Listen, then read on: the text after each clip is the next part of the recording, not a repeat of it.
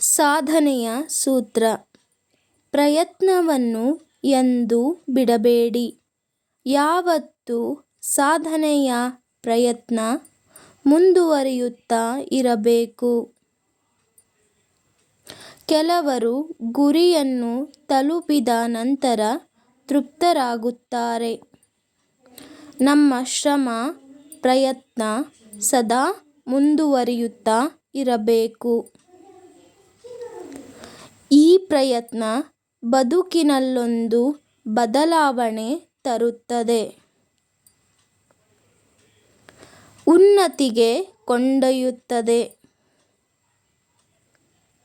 ಸತತ ಪ್ರಯತ್ನ, ಶ್ರಮ, ಛಲ, ಪ್ರಾಮಾಣಿಕತೆ ಬದುಕನ್ನು ಬೇರೊಂದು ಮಟ್ಟಕ್ಕೆ ಕೊಂಡೊಯ್ದು ನಿಲ್ಲಿಸುತ್ತದೆ.